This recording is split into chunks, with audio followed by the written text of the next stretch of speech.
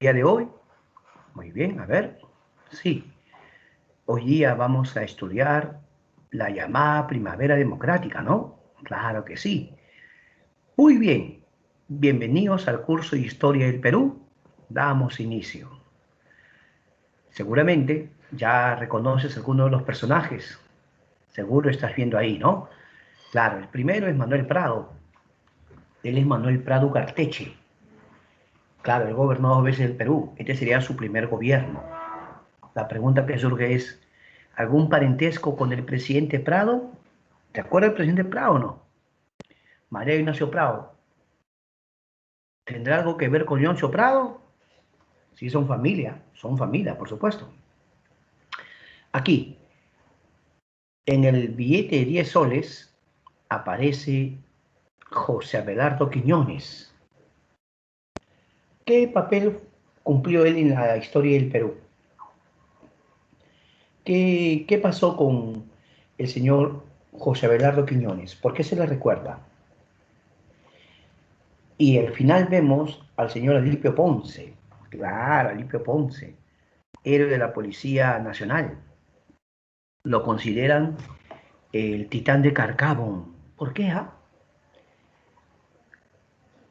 Hoy día vamos a estudiar acerca de ellos.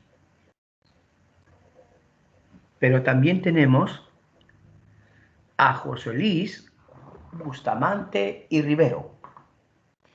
José Luis Bustamante y Rivero.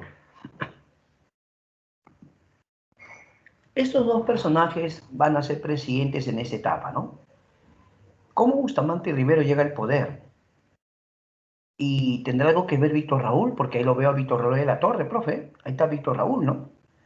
¿Qué papel cumplió Víctor Raúl, sobre todo en el gobierno de Bustamante y Rivero? Y finalmente, observamos ahí, finalmente, un mapa que nos muestra la ley de las 200 millas, las 200 millas del mar peruano. Bienvenidos entonces a este tema que vamos a analizar a continuación. Comenzamos.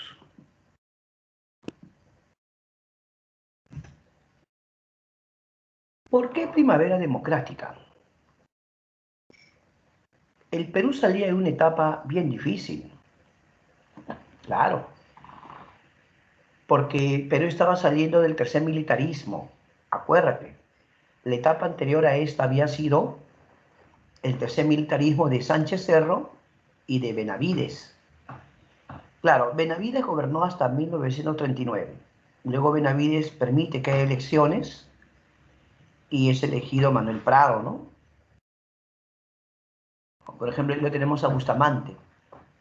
Bustamante es uno de los gobernantes de esta etapa. Algunos dicen que se debe llamar primavera democrática porque es la etapa en la que retorna los presidentes elegidos democráticamente. Ok.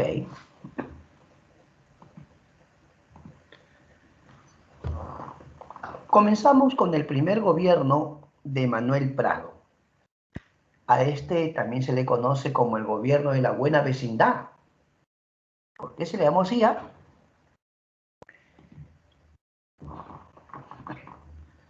¿Por qué el gobierno de la buena vecindad? Se dice que Prado va a buscar un acercamiento a los países vecinos, pero sobre todo a Estados Unidos. Buscó tener cierta cercanía a estos países, ¿no? Se va a legalizar la acción sindical porque había muchos grupos obreros que reclamaban derechos. De repente usted pudiera preguntar, pero profe, ¿no se supone que ya hace tiempo se había aprobado las 8 horas de trabajo? Lo que ocurre, campeón, es que los obreros querían más derechos.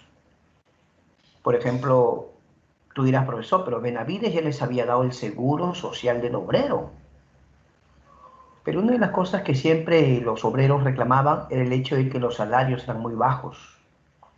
Eran muy bajos sus salarios. Por eso siempre había sindicatos también para defender derechos como, por ejemplo, la estabilidad laboral, ¿no? Por eso se va a organizar la Confederación de Trabajadores del Perú. Pero algo que Prado tuvo que hacer de todas maneras era mantener la tolerancia hacia el APRA y el, el Partido Comunista, ¿no? El APRA y el Partido Comunista. Eran partidos que normalmente eran oposición. Entonces, ¿qué tenía que hacer Prado? Prado tenía que ver la forma de contener a esos partidos, ¿no?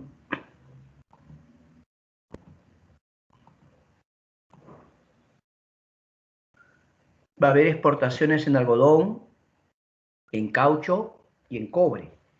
¿Por qué? Porque el mundo estaba viviendo ya la Segunda Guerra Mundial. Prado va a incentivar las exportaciones, pero de hecho, pues no, la Segunda Guerra Mundial va a significar para el Perú mayores ventas. Perú va a crecer en exportaciones, ¿sí o no? Va a surgir la Corporación de Desarrollo Amazonas y Santa, también va a crear Corpac, la Corporación de Aviación Comercial. Ya todo eso tiene que ver con el gobierno del señor Prado, pero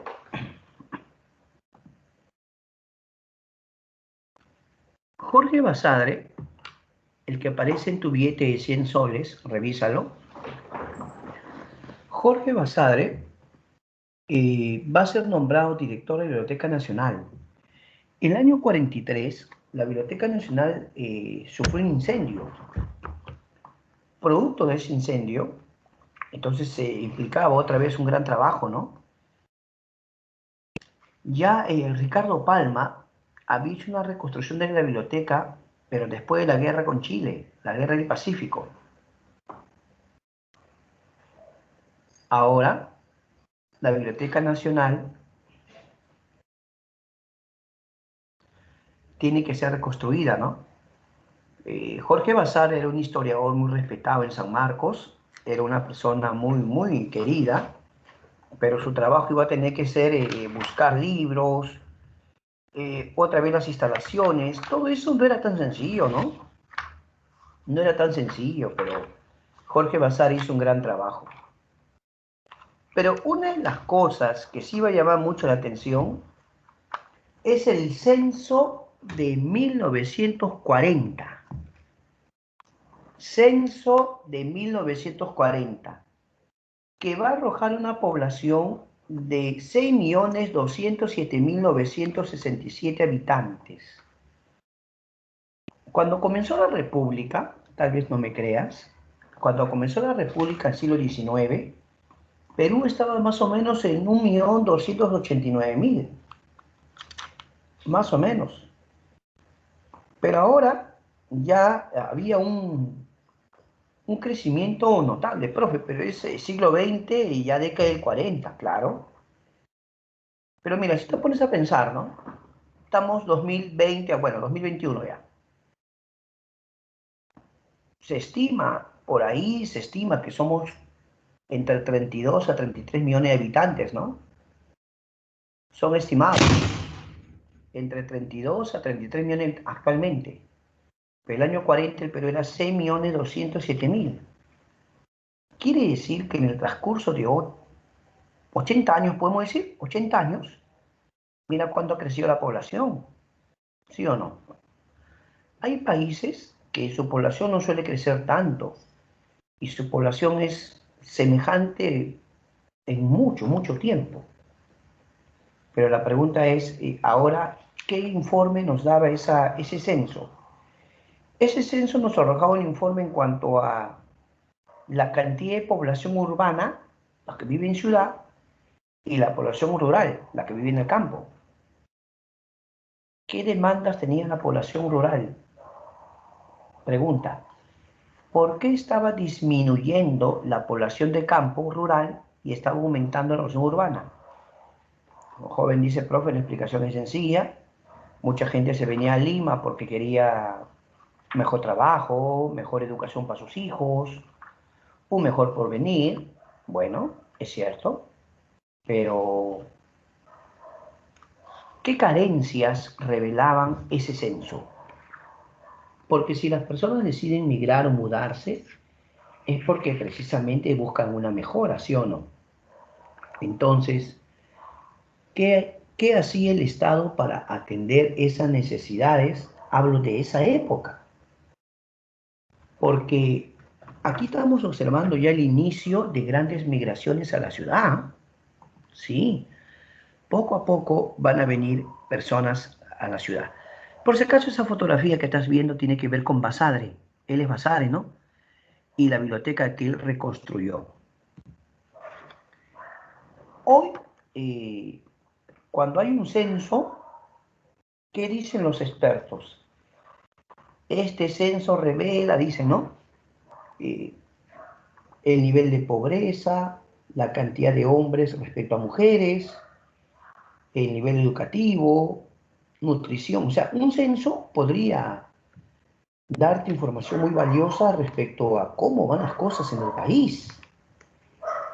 Por eso el censo del 40 es un censo significativo, porque ya el presidente, teniendo esa información, podía más o menos hacer algunos ajustes o cambios frente a esto. Por ejemplo, dice, ¿no? La población del país se duplicó en 30 años.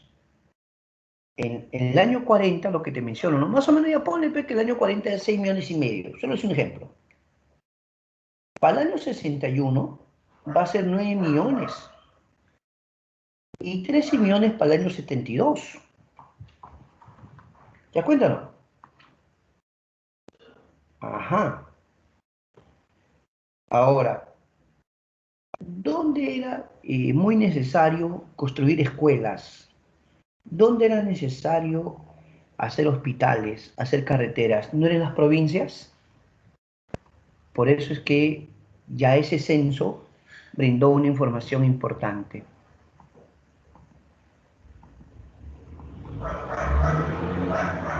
Sin embargo, una de las cosas más trascendentes de este gobierno es la guerra que Perú va a afrontar contra Ecuador el año 41.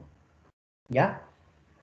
Se dice que tropas ecuatorianas ingresaron al territorio peruano, atacaron el puesto peruano de Aguas Verdes. ¿Ya? Repito, tropas ecuatorianas ingresaron al territorio peruano en la zona de Aguas Verdes.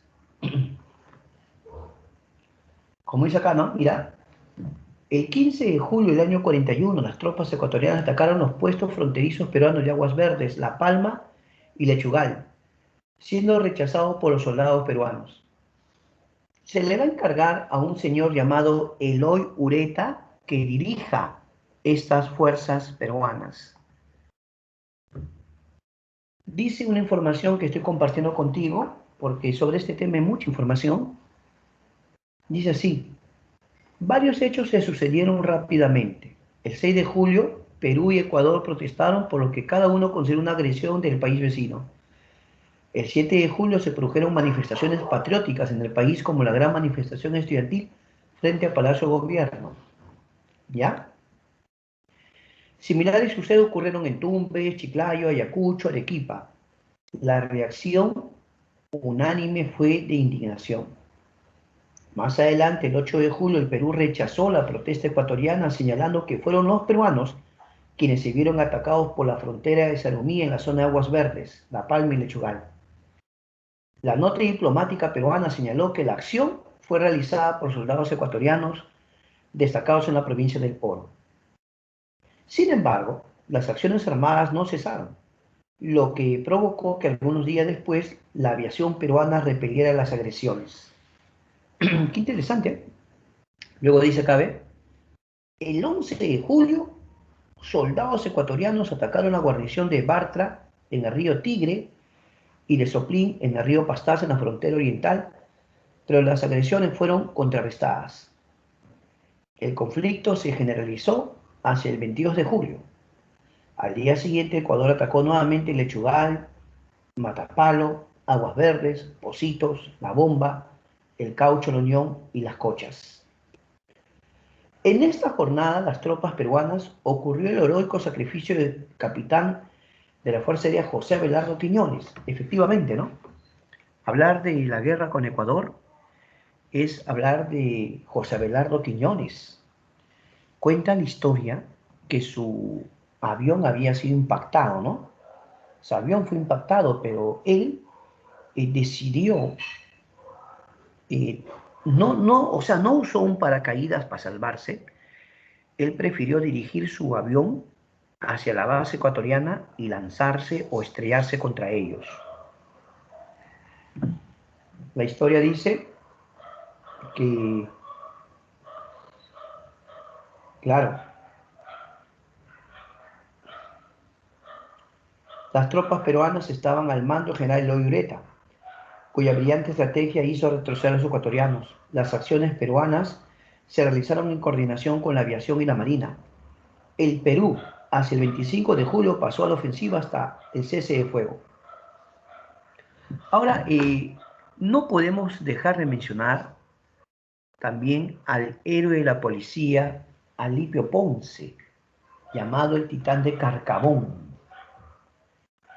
La batalla clave es la batalla de Salomía, ¿sí o no? La batalla de Salomía que terminó en una victoria peruana. Las informaciones dicen que la batalla de Salomía fue el centro del conflicto, un gran contraataque peruano en el ejército, aviación y marina en el frente de 50 kilómetros, en donde se encontraban los puestos peruanos. Repelió los atacantes. Hubo alrededor de 5.000 ecuatorianos muertos. Chacras y huaquillas fueron ocupadas.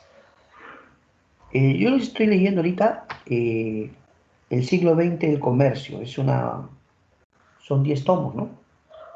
Tomo 5. ¿Y qué de Alipio Ponce Vázquez? Preguntan los jóvenes. Se menciona aquí, Alipio Ponce Vázquez nació en 1906 en Jauja.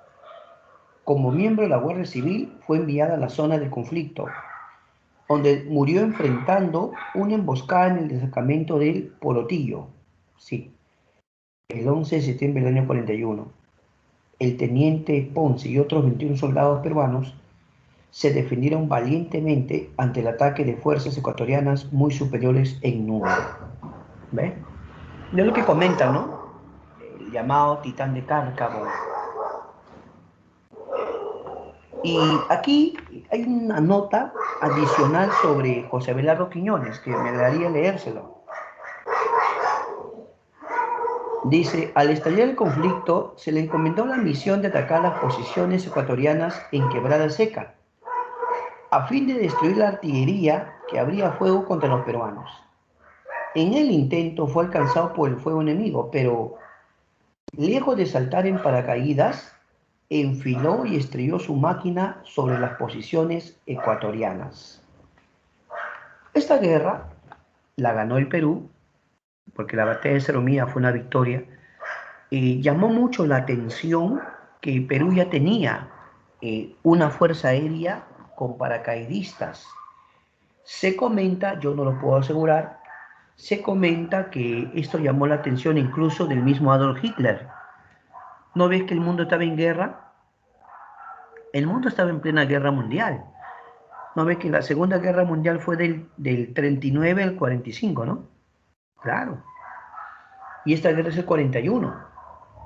O sea que el mundo estaba en plena guerra, ¿no? ¿Cómo llega a su fin esta guerra? Con un documento histórico. Se conoce como el Protocolo de Río de Janeiro. ¿Ya? La guerra concluye con el Protocolo de Río de Janeiro, el denominado Protocolo de Paz, Amistad y Límites. Alfredo Solís Muro por el Perú y Julio Tobar Donoso por Ecuador. ¿Qué países participaron como garantes? Estados Unidos, Brasil, Argentina y Chile. Muy bien. Algo importante es que aquí la información se cita lo siguiente, ¿no? Ante esta coyuntura y por cuestiones de Argentina, Brasil y Estados Unidos, se estableció una zona desmilitarizada entre ambos ejércitos para contener los ataques. Las mediaciones y conversaciones diplomáticas continuaron durante el resto del 41.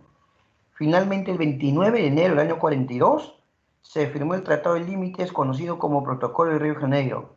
Sin embargo, las disputas y discusiones territoriales no terminarán con la suscripción de este documento. No se habla, ¿no?, de que se firmó este protocolo de Río de Janeiro, en la cual Ecuador reconocía, ¿ya? Ecuador reconocía la peruanidad de Tumbes, Geni Maynas, reconocía eso. Ecuador también va a conseguir libre navegación en el río Amazonas. Aquí se menciona algo adicional. El 29 de enero del 42 fue firmado en Río de Janeiro el protocolo de paz, amistad y límite entre Perú y Ecuador. Por el Perú firmó el canciller Alfredo Solimuro. Por Ecuador, Jorge Tobar Donoso. Bueno, participaron como países garantes Chile, Argentina, Brasil y Estados Unidos. Se respetaron los derechos territoriales del Perú sobre Sarumía y el Ecuador obtuvo acceso a los afluentes del Amazonas. Imagínense, imagínate. Esto es algo de que comentamos, ¿no? Porque es parte de este tema. Sin embargo, yo te voy a contar algo adicional. A ver, cuando ocurría esto, el año 41, también ocurrió el ataque a Pearl Harbor, el año 41. En Historia Universal tienes que haber aprendido acerca del ataque a Pearl Harbor, ¿sí o no? Cuando Japón ataca a Estados Unidos, a la base naval de Estados Unidos en Hawái, ¿no? Y según cuentan, Japón, que era gobernado por Hirohito, ordenó a Isoroku Yamamoto un ataque sobre la zona de Pearl Harbor, ¿sí o no? ¿Qué va a pasar?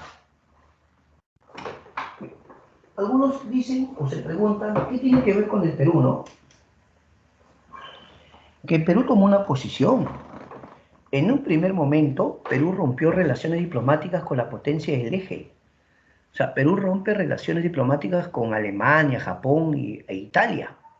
En un primer momento. Ya para cuando la guerra estaba por terminar, ahí está la fecha, 12 de febrero del 45, cuando la guerra ya estaba por terminar, Perú declara la guerra a Alemania. Pero aclarando que Perú no envió tropas a la Segunda Guerra Mundial. No, aclarando. Pero entonces, ¿cómo es eso? Bueno, es que la declaratoria de guerra fue algo nominal.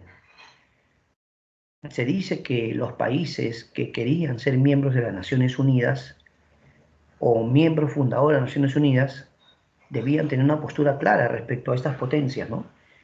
Y así que, según cuentan, Perú declaró la guerra, pero es importante decir que Perú no envió tropas. ¿Ya?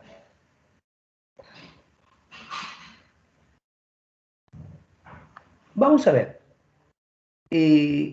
Estados Unidos pide que los países americanos, obviamente el Perú también, deporten ciudadanos japoneses a sus países. En serio. Yo les voy a leer, he querido leerles directamente la fuente, el siglo XX del comercio, tomo 5, ¿ya? Miren lo que dice. Al iniciarse la Segunda Guerra Mundial, la política inicial adoptada por el Perú fue de neutralidad. O sea, cuando comenzó la guerra, Perú se había declarado neutral. Le dice, sin embargo, hacia el año 41, el presidente Prado se manifestó a favor de los aliados, especialmente a partir del ataque japonés a la base militar norteamericana en Pearl Harbor. La ruptura con el eje, o sea, Alemania, Italia, Japón, hizo que se tomaran ciertas medidas contra los residentes de estos países en el Perú, que fue más violenta contra la colonia japonesa. La creciente inmigración japonesa iniciada a fines del siglo XIX, su concentración en Lima, el incremento del comercio con el Japón, determinaron diversas reacciones de sectores nacionales, actitudes que iban desde conductas xenofóbicas hasta el real temor de la expansión comercial o militar del imperio japonés en el Perú. Según el censo del año 40, los japoneses constituían el grupo de extranjeros más numeroso del país, siendo 17.638 la mayoría residentes en Lima. Entonces, mira, se dice que acá en Perú pues había ya más de 17.000 japoneses, ¿no? En los inicios del 40, cuando el peligro de la guerra se extendía, circuló el libre rumor de que los japoneses deseaban apoderarse del país y que en sus establecimientos comerciales y residencias escondían arsenales de guerra. Mira, o sea, mira el rumor, ¿ah? Mira el rumor que había. O sea, ¿estamos hablando de qué época? Pues, profe, repito, porque lo estoy leyendo directamente de esta obra del comercio. En los inicios del 40, cuando el peligro de guerra se extendía, circuló en Lima el rumor de que los japoneses deseaban apoderarse del país y que en sus establecimientos comerciales y residencias escondían arsenales de guerra. Ante ello, hubo una marcha iniciada por estudiantes del Colegio Guadalupe, secundada por sectores populares, que acabó con el saqueo, escucha, con el saqueo de los establecimientos comerciales y domicilio de los japoneses en Lima el 13 de mayo de 1940. Muchas de las víctimas de la violencia decidieron retornar a Japón. El 10 de diciembre del 41, el Ejecutivo decretó como medida de prevención y seguridad en el país la inamovilidad de los fondos de cuentas bancarias y valores de las firmas sociales e individuales japoneses. Imagínate, empezaron a congelarle sus cuentas bancarias. Durante la guerra, Prado permitió la instalación de una base militar norteamericana en Talara y autorizó a las fuerzas aliadas a usar aeropuertos y puertos. El 24 de enero del 42, el gobierno peruano rompió relaciones con el eje. Siguieron medidas que prohibían actividades comerciales y financieras a los extranjeros de estos países. Se confiscaron y clausuraron propiedades e instituciones japonesas, como la Escuela Japonesa Lima, Nikko, así como sus diarios. El 4 de abril del 42, 141 personas abandonaron voluntariamente el Perú. Días después, la representación japonesa era embarcada hacia los Estados Unidos. Desde esta fecha y hasta el febrero del 45, escucha, fueron deportadas 1.582 personas. De los 2.200 japoneses que salieron de 12 países latinoamericanos, el 70% provenía del Perú. Al finalizar la guerra, su situación era difícil. Los Estados Unidos los consideraban ilegales y sujetos a deportación. Y el Perú no los quería recibir, salvo que hubieran nacido en el país, fueran nacionalizados o tuvieran una esposa peruana. ¿Qué le parece? Esto que le estoy leyendo es lo que pasó. Yo les hago una pregunta a ustedes, ¿no? ¿Cómo se habrán sentido los pobladores de Japón acá en el Perú cuando fueron a saquearles sus casas, cuando empezaban a deportarlos, les congelaron sus cuentas?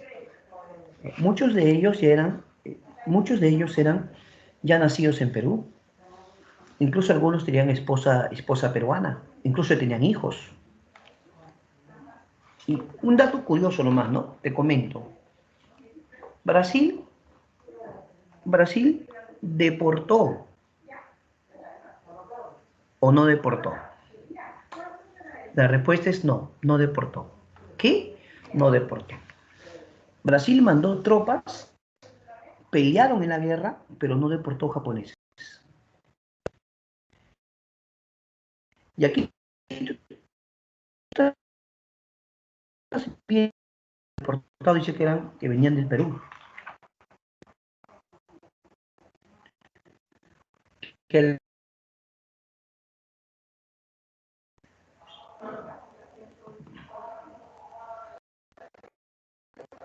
y es que después de la guerra, el prestigio de... Claro, había crecido tanto su prestigio que todos decían, el general Eloy se lanza.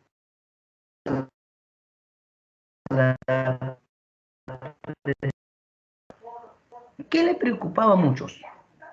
Que decían, ¿no será que si llega este señor al poder, vamos a, o sea, decían, ¿no? vuelve el militarismo, va a volver el militarismo. ¿Pero por qué volver el militarismo? Que el Ureta era militar. Así que muchos empezaron a decir, hay que apoyar la candidatura de Bustamante y Rivero para que continúe la democracia. Si gana el Ureta, prácticamente va a retornar el militarismo. ¿Estamos de acuerdo?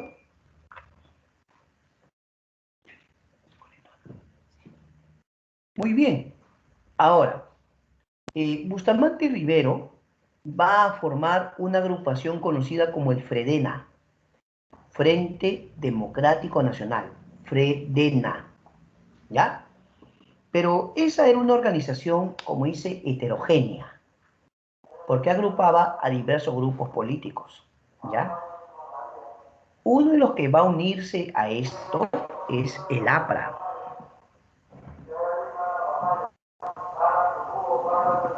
Recordemos, el APRA no podía postular ni presentar candidato porque la Constitución del 33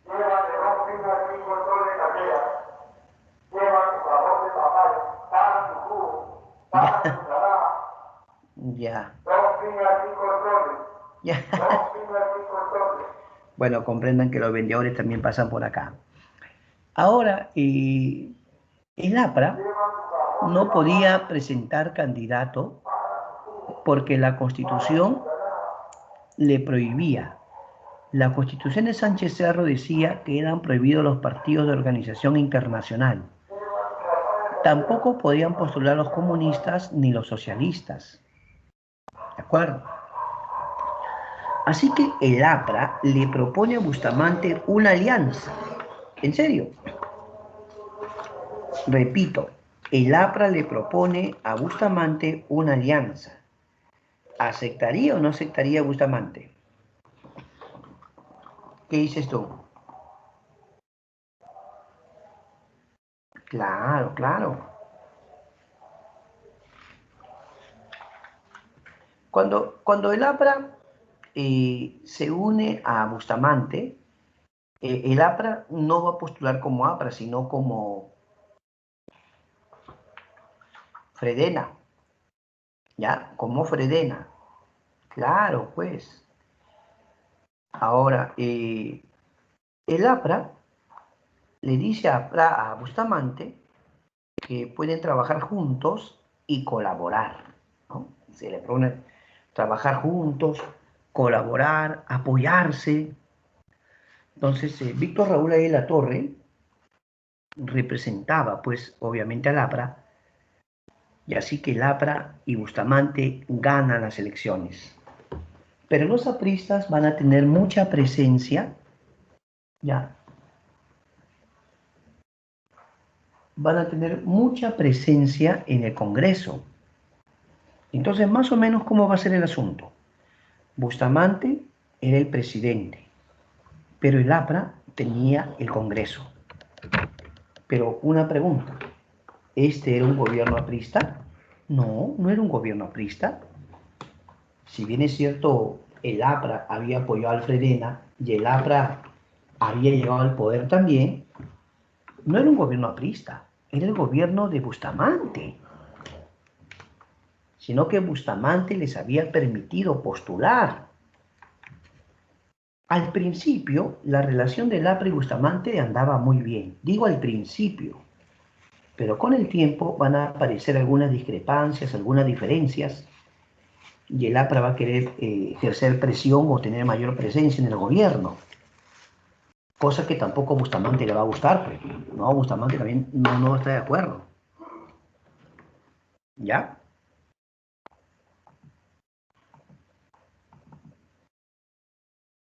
Algunas obras del gobierno de Prado, o perdón, de Bustamante.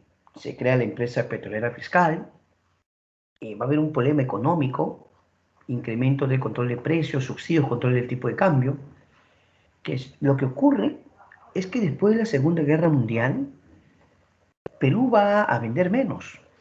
O sea, en la Segunda Guerra Mundial comprado, las exportaciones crecieron. O sea, económicamente, en la Segunda Guerra Mundial, Perú exportó más y Perú vendía y vendía.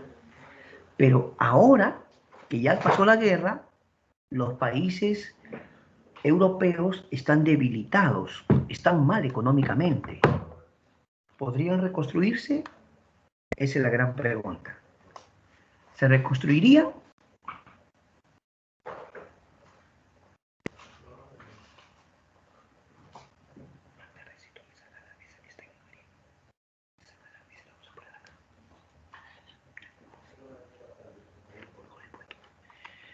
Ahora mira, algo que quiero comentarte es que Prado y Bustamante fueron distintos en muchas cosas.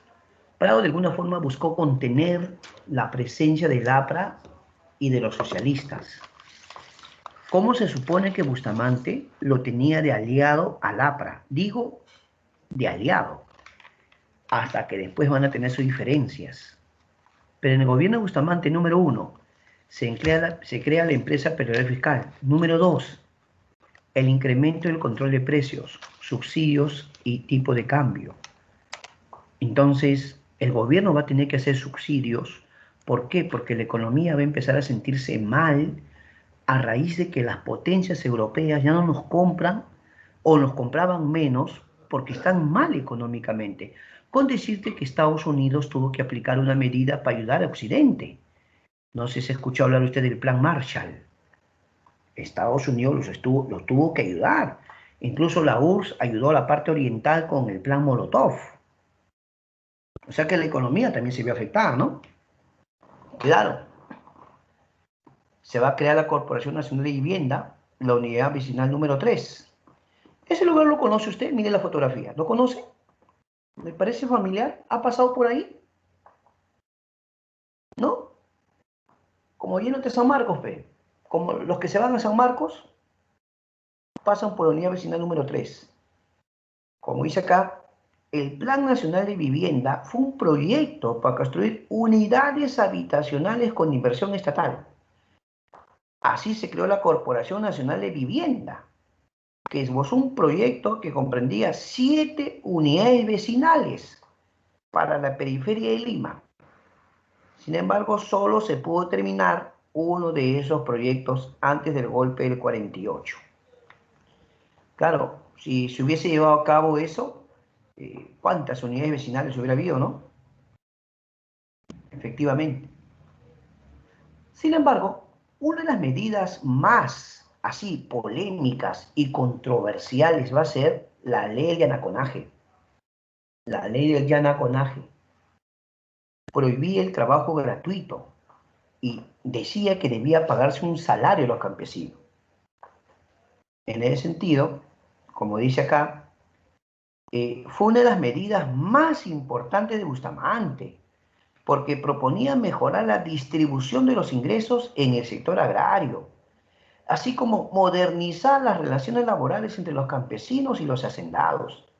La ley de anaconaje fijó una remuneración salarial dentro de las haciendas y prohibió el desalojo de los campesinos de las tierras donde trabajaban. Te explico, pues.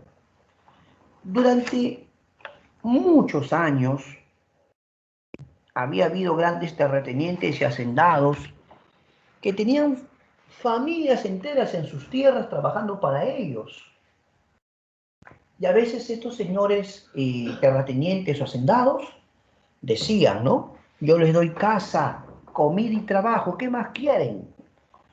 Les doy casa, comida y trabajo, están en mis tierras. Pero los tenía en condición de servidumbre. Y legalmente no había servidumbre. Pero el señor hacendado que decía, si no les gusta pueden irse, Si no les gusta pueden irse. ¿A dónde se van a ir si no tenían tierras? ¿Te das cuenta? Pero ¿qué establecía la ley de naconaje? Establecía que se debía remunerar a los campesinos. Una remuneración. Pero obviamente eso a quién no le va a gustar, se van a molestar. A los oligarcas terratenientes, profe, a los grandes hacendados, no les va a gustar, se van a molestar, claro, pues. porque ellos durante mucho tiempo habían tenido miles de trabajadores. ¿Y qué decían? Ah, les doy casa y comida, decían, ¿no? ¿Y qué? ¿Y estas personas no tenían necesidades? ¿Por qué no se les remuneraba? Ese es el detalle. Entonces, lo que está haciendo Bustamante y Rivero es dar una ley que a quien no le va a gustar nada es a los eh, terratenientes. ¿Sí o no? Ahora les comento algo sobre la economía, pues en la época de Bustamante, ¿no? Dice, aunque no había un programa económico claro, el gobierno de Bustamante quiso reforzar la presencia del Estado, orientar la economía al mercado interno, promover la industrialización y atraer capital extranjero en mejores condiciones para el país. Fue persistente en la elaboración de políticas dirigidas a reconocer los derechos laborales, brindar acceso a la educación y a la salud públicas, y a redistribuir la riqueza a través de la regulación de precios e importaciones por parte del Estado. Por ejemplo, decretó el salario dominical, el congelamiento de alquileres, los aumentos a los empleados públicos y la gratuidad de educación secundaria. Atención, ¿eh? Aquí nos está hablando un autor llamado Carlos Contreras y Marcos Cueto en su obra Historia del Perú Contemporáneo. Dice claramente, decretó el salario dominical, el congelamiento de alquileres, los aumentos a los empleados públicos y la gratuidad de educación secundaria. Para muchos sectores, incluyendo el aprismo, las concesiones y mejoras obtenidas del gobierno no eran más que un punto de partida para hacer mayores demandas. Pero ahora sí, vamos a hablar un poco más de la ley de anaconaje. ¿Ya? Dice, la ley de anaconaje del 47 fue una de las más o las medidas más importantes del régimen, por cuanto afectaba a la economía agraria de exportación y trataba de mejorar la distribución del ingreso en este sector, a la vez que modernizar las relaciones laborales. El yanaconaje era una institución agraria cuyo origen se remontaba a la época colonial y suponía un contrato generalmente no escrito, por el que el campesino conseguía el uso de tierras dentro de un latifundio a cambio de la obligación de trabajar en los cultivos comerciales del hacendado. A veces, el yanacón recibía un complemento salarial por su trabajo o se volcaba por sí mismo a los cultivos comerciales, como en el caso del algodón. La ley del 47 prohibió el trabajo gratuito, tratando de imponer la remuneración salarial en las haciendas. Fijó un monto específico de arriendo por las tierras cedidas a los yanaconas y prohibió a los hacendados el desalojo de los mismos de las tierras que ocupaban en sus dominios, y también proscribió la obligación de los yanaconas de vender su producción al hacendado. Un detalle muy importante es que a veces ocurría que cuando el hacendado sentía que su yanacona le estaba reclamando o le protestaba, ¿qué hacía? Ah, ya, te vas de mis tierras, ya, te vas. A veces, como en el contrato, por decirlo así, ya, trabaja mis tierras y obviamente, ¿no? Una parte será para ti y la mayor parte es para mí porque soy el dueño, obviamente. Ya yo te voy a dejar trabajar mis tierras, ¿ya? De ahí comes tú y tu familia, ahí vives tú, pero eso sí, la mayor parte de la cosecha es mía. Así era más o menos el acuerdo. Pero ¿qué pasaba cuando había algunas diferencias? A veces el hacendado decía, ¿sabes qué? Desaloja mis tierras, te vas, me desalojas todo. Esta ley de anaconaje estaba prohibiendo eso. Ya el hacendado no lo podía desalojar. ¿De acuerdo?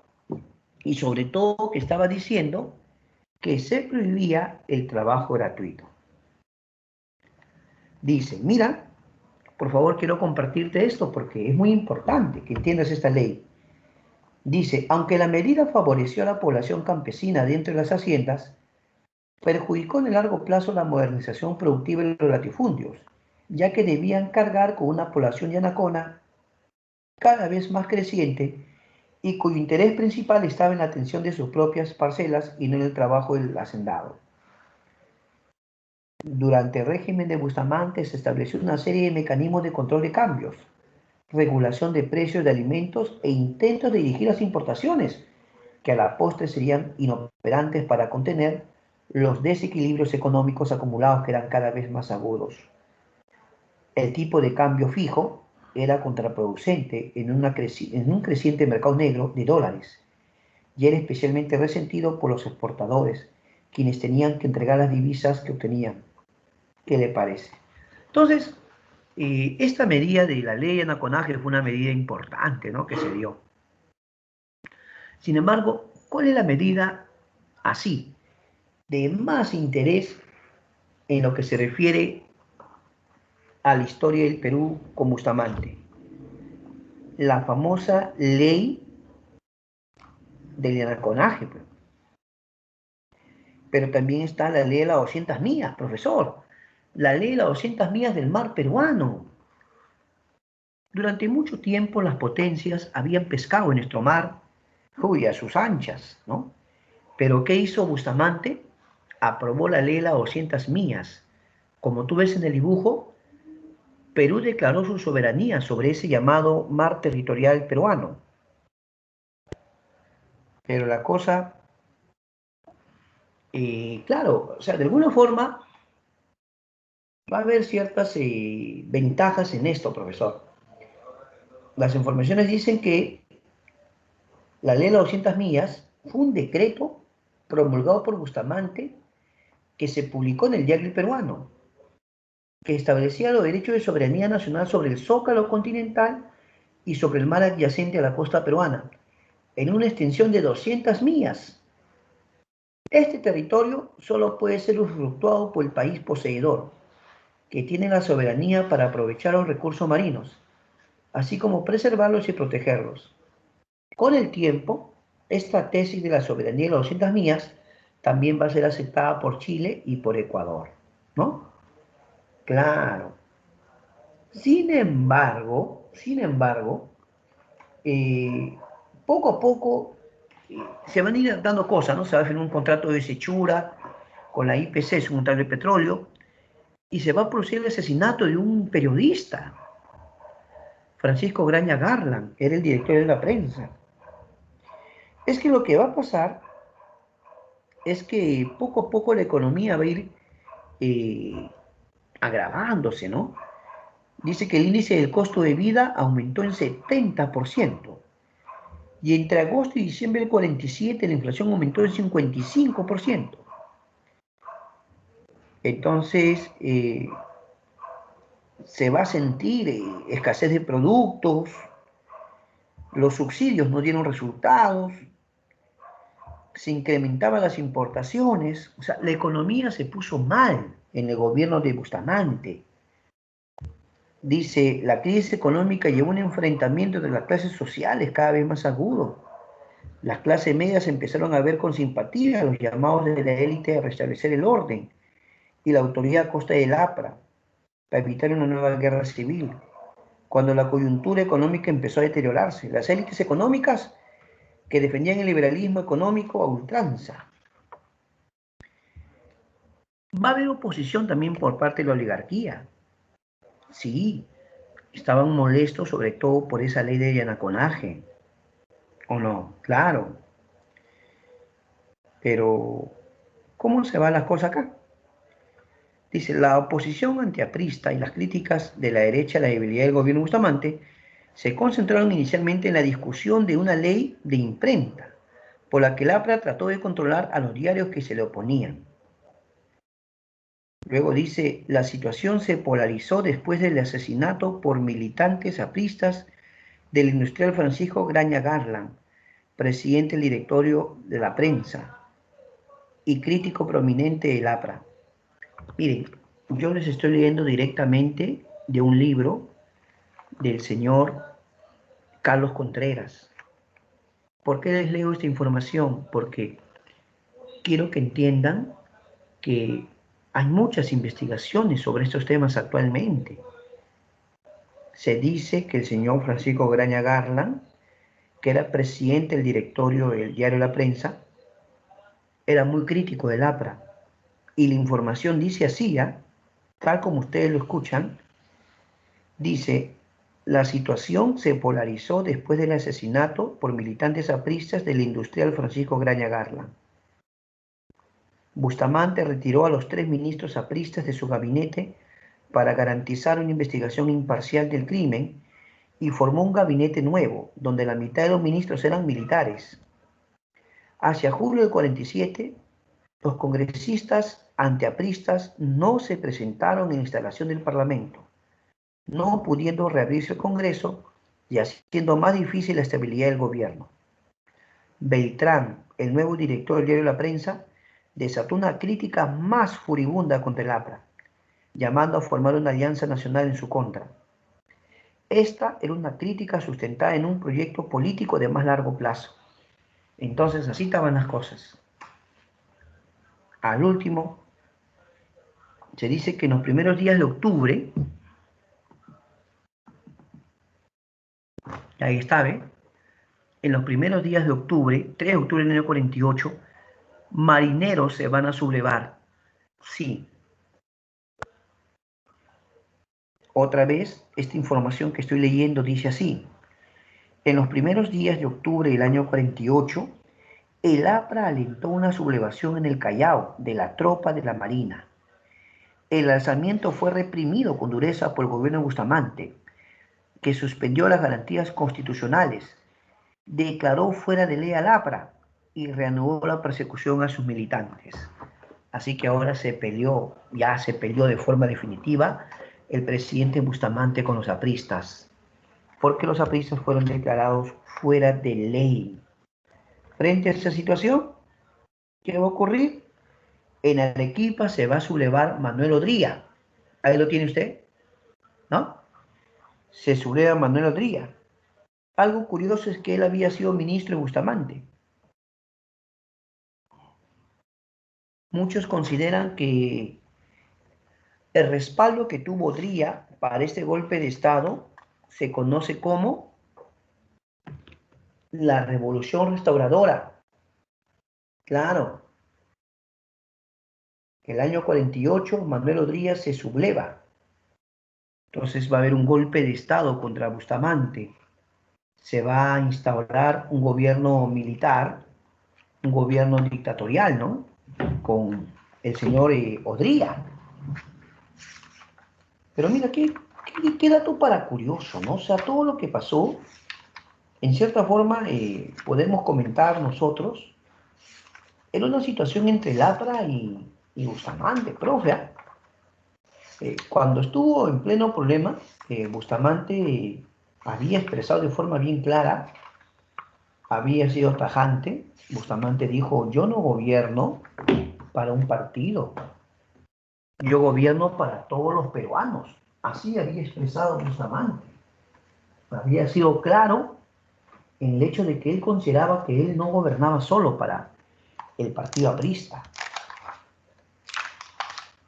Justamente yo les comentaba a mis alumnos este tema porque hay mucha información sobre el gobierno del señor Odría. Justamente la otra semana, cuando analicemos este tema, te voy a contar cómo va a tomar el poder Odría, quiénes lo van a apoyar, qué sectores son los que se le van a unir, ¿no? Pero solamente para comentar y dejarlo ahí. ¿Qué grupo respaldó o apoyó el golpe de Estado de Manuel Odría? ¿Qué grupo apoyó o restauró, o diré, qué grupo apoyó el golpe de Estado de Odría? ¿Qué dices tú? La oligarquía agroexportadora. Entonces, para cerrar la idea, cuando Bustamante estaba peleado Bustamante estaba peleado con el APRA, y todo el mundo decía, ahora, ¿qué va a pasar? No, mira, Bustamante Bustamante lo ha declarado al APRA fuera de ley. Algunos decían, uy, ahora el APRA se subleva, el APRA lo va a sacar del poder seguro a Bustamante. O sea, todo el mundo comentaba eso.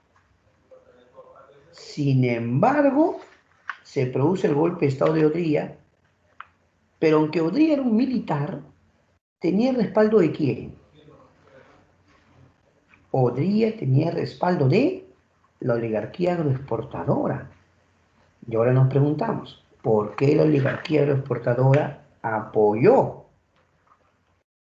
Profe, porque de hecho estaban molestos por esa ley de llanaconaje que había aprobado Bustamante. Mira, qué interesante todo este punto. Así que la próxima semana, cuando estudiemos más acerca de Odría, vas a ver cómo se desenvuelven las cosas. ¿Ya? Muy bien, ahora llegó el momento de practicar, ¿no? Ya, ¿quieres practicar? Hora de practicar. ¡Listo! Vamos a practicar. Pregunta número 1.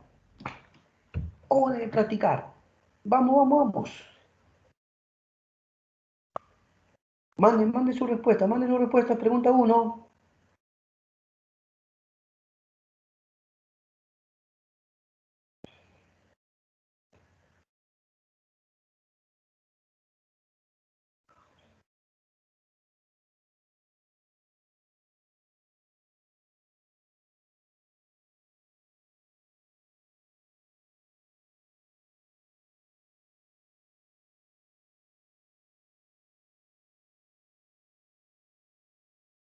La 1. ¿Por qué las elecciones del 39 no participaron el APRA ni el Partido Comunista? A. Porque no tenían candidatos para que... No, porque estaban en contra del profesor. Porque eran partido internacional y estaban invitados por ley. La C. La respuesta es la C. ¿Sí o no? Claro, pues. 2. La etapa denominada Primavera Democrática comenzó con qué gobierno, Lúcete. Habla. Habla, campeón, habla.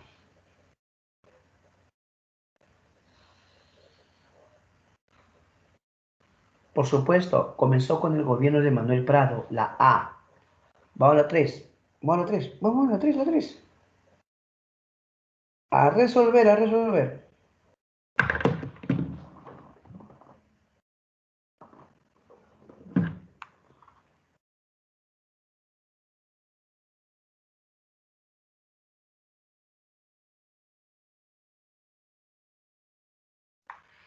Es un acontecimiento nacional relacionado con Manuel Prado. La Segunda Guerra Mundial, profesor, correcto.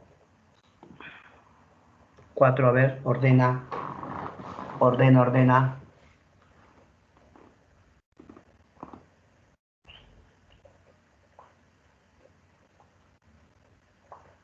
A ver, la 4, ¿cuál será?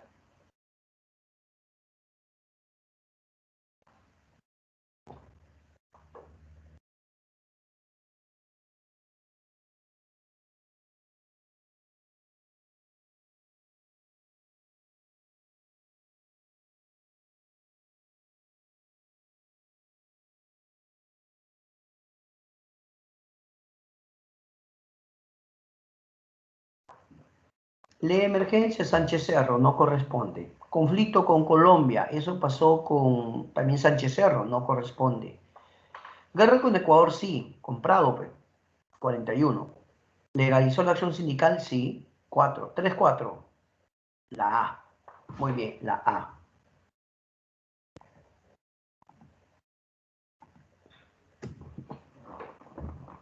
5. La Segunda Guerra Mundial en el plano económico, habla de la 5. ¿Qué dices? La 5. Muy bien, el crecimiento de las exportaciones, correcto, la 5 a la B. 6. ¿Quién dirigió las tropas peruanas en la guerra con Ecuador en el 41? La 5 era la B, bueno, la 6. ¿Quién dirigió las tropas peruanas? Respuesta a la C, Eloy Ureta. Eloy Ureta. Vamos, seguimos. Ya. La 7, manda tu respuesta a la 7, manda tu respuesta. Manda tu respuesta, Tigrillo, por favor. Ya.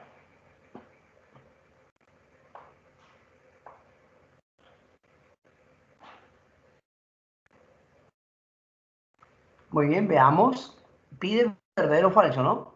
Sobre la guerra del 41, ¿ah? Ya. El cual reclama tú me gané máquina, sí. El cuarto compuesto por agua verde, también. ¿Se produce la emulación de posibles iones? Sí. Las tres son verdaderos, ¿ah? Pero otro en Huepi, no, Huepi es otra, Huepi es el conflicto con Colombia en la época de Sánchez Cerro, no tiene nada que ver. En la guerra con Ecuador, una batalla de Sarumía, pero ahí dice Huepi, mal. Entonces, tres verdaderos, un falso. La B de bueno, la B de bueno. Vamos a la 8. Lúcete, lúcete, lúcete, la 8 ahora sí. Victoria peruana. Claro, pues Sarumía, profe, Sarumía. Excelente, Sarumía.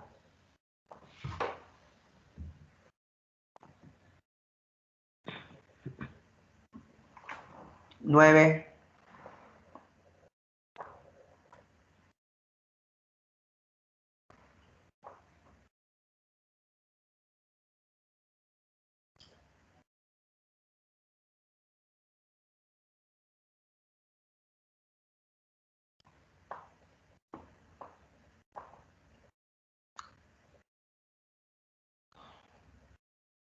A ver, la 9. ¿Qué marcas?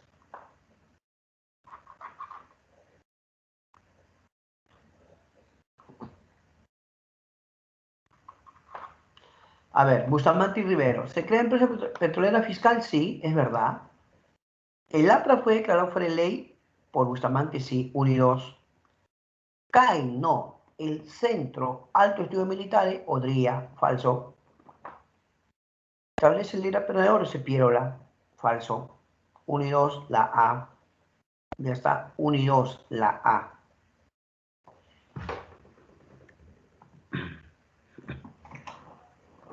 10. Uno de los principales aspectos del gobierno de José Luis Bustamante Rivero. Vamos, vamos, vamos, vamos, vamos. Cuesta. La ley de las 200 millas, por favor, la ley de las 200 millas, sin discusión alguna. Entonces tenemos la famosa ley de las 200 millas del mar peruano. Y ahora vamos a ir a las preguntas, ¿ya? Para que tú puedas preguntar. Mira, como ya estamos avanzados en el curso, yo te recomiendo que además de preguntarme del tema, me puedas preguntar de temas anteriores. ¿Qué te parece? Claro, de tal forma como que repasamos, pues. Entonces, preguntas del tema de hoy o temas anteriores son bienvenidos. Vamos, vamos. Vamos saludando a los jóvenes, a ver. Ya, está bien, está bien. Ahí están los jóvenes, el amigo Ángel Anthony, Nayek Adriana, Rocío del Pilar, Darma Ángeles, Joel Omar, Cielo Darlín, Alejandra Estefanía, Ayek Nicole, Juan Jesús Alexander, Dayana, Miguel, Josué David Puma, Andrea Alejandra. Muy bien, ya pueden enviar sus preguntas. Preguntas del tema de hoy o temas anteriores como que repasamos. Vamos, vamos, pregunten, pregunten. Envía preguntas. Cielo Darlín.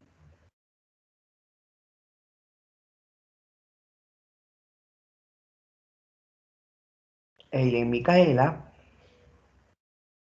Están saludando a todos. Juan Jesús. Dayana Antoine. Cielo Darlín.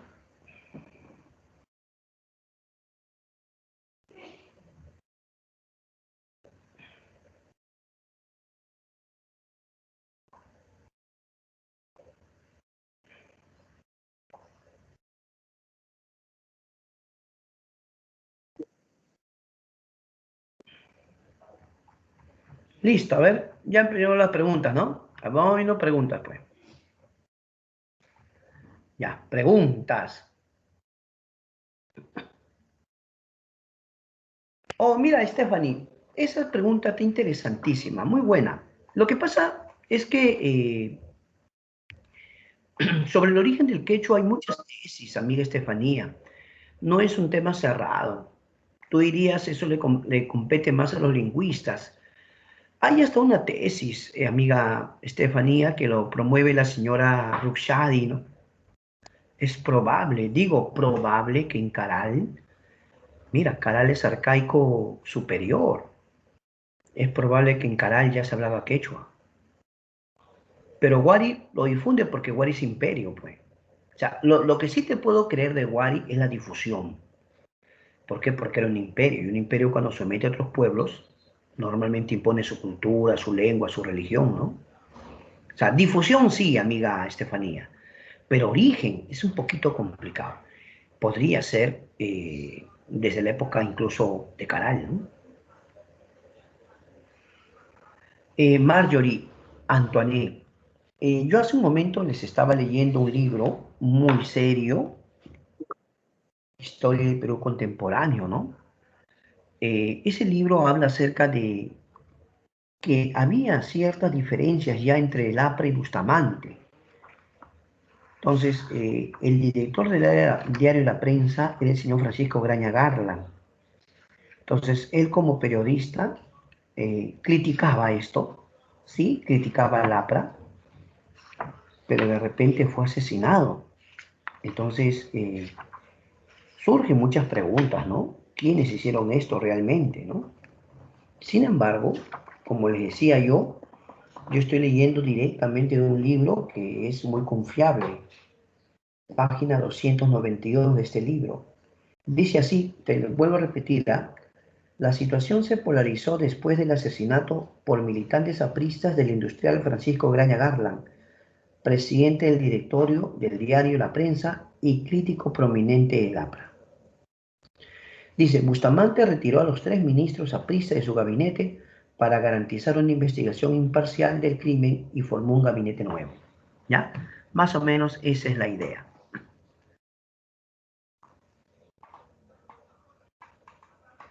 Claro, Corpa tiene que ver con la aviación comercial, ¿no? Corporación de Aviación Comercial, ¿ya? Lo que tú ves ahorita pues en aeropuertos, ¿no? Es aviación comercial en todo caso, mi amigo. O Teresita, perdón. Ya, Teresita, gracias. Vamos, pueden preguntar también de temas anteriores, así como me preguntó hace un momento Estefanía. Si este tema lo conocen más o menos, pregunten temas anteriores y reforzamos. O pregunta algo que no te haya quedado claro de este tema. Claro, ¿cómo no? Vamos, a preguntar, a preguntar. Este es el momento en que yo les puedo contestar sus preguntas, ¿no? A veces los chicos me escriben y no es que no quiera contestarles, sino que a veces hay otras labores, ocupaciones, pero este es el momento que yo quiero contestarte tus inquietudes. Vamos, pregunta. Algo que no hayas entendido la semana pasada o un tema anterior, pregunta. Este es el momento que yo quiero contestarte. Vamos. Este es el momento. ¿O quieres que yo te pregunte? Creo que te pregunto. ¿Ah? En la mañana, en un salón, un alumno me preguntó, profesores, ¿cuáles fueron los dioses más importantes del horizonte temprano y el intermedio temprano? Así me preguntó un alumno. ¿Cuáles fueron los dioses más importantes del horizonte temprano y el intermedio temprano? A ver, contesta tú. ¿Qué te parece? A ver, por si acá. Así me preguntó mi querido alumno. ¿Cuáles fueron los dioses más importantes del horizonte temprano y del intermedio temprano? Ay, ay, ay. ¿Cuál contestarías tú? A ver. ¿La F? ¿O Juan Jesús, no sé, ¿qué estás poniendo, Juan Jesús, por favor? A ver, a ver. Vamos. Gracias, Juan Jesús. Me alegró la mañana usted, amigo. ¿Qué dicen ustedes? A ver. Mira, yo les he hecho una pregunta que un alumno me ha hecho en la mañana. ¿Cuáles fueron los dioses más importantes del horizonte temprano y del intermedio temprano? Así me preguntó mi alumno. ¿Qué dices tú? A ver, ayúdame con la respuesta. A ver. Vamos a ver si estamos de acuerdo. ¿Eh? ¿Qué pasó, mis tigrillos? Han quedado un poco mudos, mis tigrillos. ¿Qué pasa con mi tigrillo? Vamos. Contesta. A ver, ¿alguien mandó respuesta? Ya. A ver, ¿quién mandó respuesta? Ya. Ya, mira. El horizonte temprano es Chavín y Paracas, tigrillo. Y el intermedio temprano es Mochica, Nazca, Lima. Repito. O sea, el horizonte temprano es lo mismo que es el primer horizonte, pues Chavín y Paracas. Y el intermedio temprano es Mochica, Nazca, Lima. Recuay también. Ya, ahora sí. Listo, alguien se animó, creo. Alguien se animó. Joel, ya Joel, por favor. Ahí está. Juan Jesús se mandó con todo. Ya, Juan Jesús, pero Juan Jesús, ese día de la cultura Lima, ¿no? Mira, a ver. Ya. Ya se animaron a escribir, ya se animaron, ya los tigres, lo máximo. Estefanía Lice dice, profe, el dios jaguar en Chavín, por supuesto. Claro. En Paracas es posible que estuviera el dios Con. Es posible. ¿Por qué? Porque en sus mantos Paracas ya se ve la figura del dios Con. Y esa misma figura aparece en la cerámica de los Nazca. ¿Ya? Con. Pero de Mochica, ¿quién era? A ver, de Mochica. No, Nailán es Sicán. Nailán es después, ¿ah? Nailán es después. Nailán es Sicán. De Mochica, vamos, tigrillas. De Mochica, ¿quién era? Listo, Estefanía contestó. Ayapayé. Por lo tanto, esa pregunta era así más o menos, ¿eh? Primer horizonte, Chavín, el dios jaguar. También estaba Huiracocha en Chavín, ¿no? Sí estaba Huiracocha. Paracas, posiblemente el dios Con. Y Nazca, sí o sí, el dios Con. Mochica se Ayapayé. Excelente, ¿eh? Ya está, ya. Ahora, ya que tú no me preguntas, yo te pregunto, vea. En la mañana también me preguntó un estudiante lo siguiente, profesor, ¿cómo hicieron los Nazca para sacar agua del subsuelo? Así me preguntó, ¿cómo hicieron los Nazca para sacar agua del subsuelo? ¿Tú qué contestas? A ver, demuéstrame. Vamos, responde. No me contestes si hicieron pozos, ¿ah? No te pases, Tirillo, por favor, ¿ah?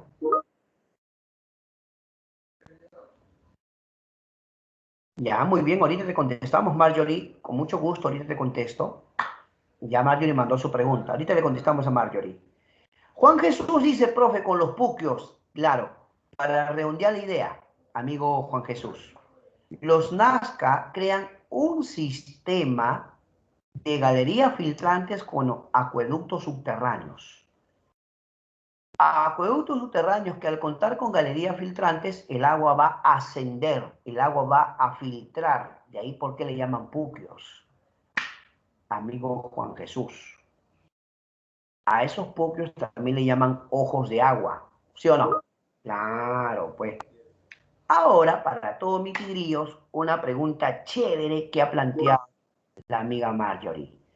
Dice, ¿por qué perdimos el Tahuantinsuyo si era un imperio? Oh, Marjorie, déjame decirte que hubo muchos factores. Por ejemplo, mi amigo Juan Jesús está contribuyendo con una razón. Dice, profe, la guerra civil, claro. Un factor es la guerra civil Atahualpa-Huáscar. También estaban divididos, la misma etnia incaica, sector Hana, sector Urin, estaban divididos. Pero lo contundente, Marjorie, lo contundente es que muchas etnias se unen a los españoles. Huancas, Tayanes, Cañari, Jauja y muchas etnias colaboran con los españoles, comenzando por los Huancas, Cañari, Tayanes, Chimuchas, Chapoyas, la lista es bien larga. O sea, no solo era porque estaba dividido Atahualpa y Huáscar o Atahualpita huascaristas, sino porque los mismos pueblos peruanos se unen a los españoles. Muchos dicen que en el fondo, más que hablar de conquista del Perú, deberíamos hablar de autoconquista. Los españoles felices que se maten entre peruanos. ¿En serio? Ahora, ¿por qué esos pueblos como los Huancas, Tayanes, Cañari, Chachapoyas se unen a los españoles? Ah, qué bueno. Cielo ha puesto un autogol, profe. Gracias, cielo. No es que los jóvenes tienen su forma de expresar las cosas. Mis amigos son lo máximo. Pero mire, gracias. Lo que ocurre es que los incas no habían consolidado como imperio. Los incas no habían cohesionado como imperio. Había pueblos oprimidos. pueblos sometidos, pueblos en condición de vasallos tributarios, que anhelaban su libertad. Anhelaban su libertad. Claro. Ah, no, sí es cierto que las enfermedades van a afectar, es cierto, eso es indudable. Pero la razón así, política, por la que el imperio se cae, la división entre Atahualpa y Huáscar, o Atahualpista y Huascarista, la división entre Panacas, estaban divididos, los Urin con los Anan estaban divididos, y la alianza de muchos pueblos o etnias con los españoles, se unen a ellos, ¿ya? Entonces, pueblo que no está cohesionado fácilmente va a caer. Te cuento un caso anecdótico, pero es anecdótico, ¿ya? Cuando Almagro le reclamó pues a Pizarro, ¿no? Le decía, yo porque no tengo mi gobierno. Huancas, Huancas, pero con N, de Huancayo, Huancas, ¿ya? Huancas. Huarpa no, Huarpa es Ayacucho, no tiene nada que ver. Huanca, con N, de Huancayo, ¿ya? Oye, algo que sí tú no debes perder de vista nunca es que no deberíamos llamarle jamás, deberíamos atrevernos a insinuar un tipo de traición. ¿Saben por qué? Porque ellos, los huancas, no se sentían incas, eran otra nación. Los jaujas no se sentían incas, no eran incas para comenzar. Por eso el Perú hasta ahora es visto como un país plurilingüe, multiétnico. Por eso te digo, el imperio incaico no cohesionó. Tenía mucho territorio, muchos pueblos sometidos en condición de tributario o pueblo vasallo. Pero otra cosa es que ese pueblo, como dice, pues te quiera, te tenga afecto. ¿Mm? Estaban obligados en todo caso. Cuando Almagro recibe su propio gobierno, porque tanto insistir, el rey de España le dice, ya Almagro, ya tanto que insiste Almagro, ya. Tu propio gobierno, Almagro, Nueva Toledo. Uy, Almagro contento, ¿ah?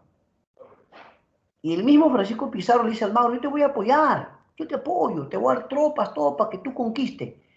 Y Almagro hace su expedición a Chile, pues. Claro. Almagro hizo su expedición a Chile. Almagro tenía que conquistar todo eso y se va a hacer su territorio, que se llama Nueva Toledo. ¿Cómo le fue? Mal, mal. Almagro es derrotado. ¿Sabes quién lo derrota? Los araucanos. Un pueblo de Chile, pues los araucanos. Los van a derrotar. ¿Pero cuál es la razón? Estaban unidos, estaban bien cohesionados. Por eso los araucanos pelearon así, una sola idea. Estaban bien cohesionados. Almagro pensó que iba a ser facilito, se equivocó totalmente. Y Almagro regresa resentido, pues, y ahí es cuando regresa molesto y se subleva contra Pizarro para quitarle el Cusco, pues. Ahí es cuando regresa, pues. Y Almagro se subleva para quitarle el Cusco. Claro, no te miento. ¿Qué te parece? Interesante, ¿no? Ya está, ya ves. Y así podemos comentar algunas cositas. Gracias a la amiga Marjorie por esa pregunta tan interesante. Muy buena pregunta. Pregunta de análisis, ¿no? ¿Sí o no? Claro, pues. ¿Alguna otra pregunta por ahí? Aunque ya está por comenzar su examen diario, ¿no? Ya van a comenzar su examen diario, pero bueno, si por ahí quiere preguntar.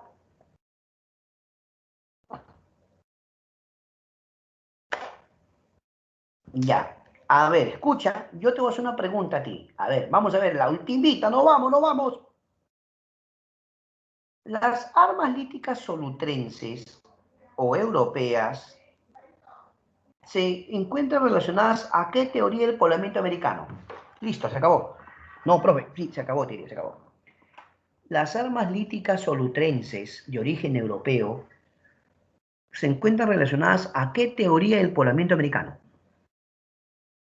¿Qué teoría del poblamiento americano? Vamos, Tirio. Acá yo sé que todos mis tigres están atentos. Por favor. Vamos, vamos, vamos, vamos, vamos, vamos. Y la respuesta es Tigrillo, por favor. ¿Quién se atreve? No, Juan Jesús. Y la respuesta es... No, va llegando la respuesta, va llegando la respuesta. Sigue llegando la respuesta. Llamando a Cielo Darlín, llamando al amigo. Se recontrapasó Cielo Darlín. Cielo Darlín, felicitaciones. La respuesta es la teoría noratlántica.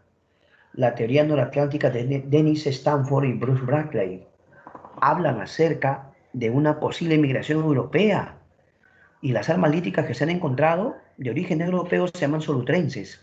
Se han comparado con las armas líticas norteamericanas Clovis, las puntas Clovis, para cazar mamuts. ¿Qué le pareció? Interesante, ¿sí o no? Amigos, es hora del examen diario. Por favor, es hora del examen diario.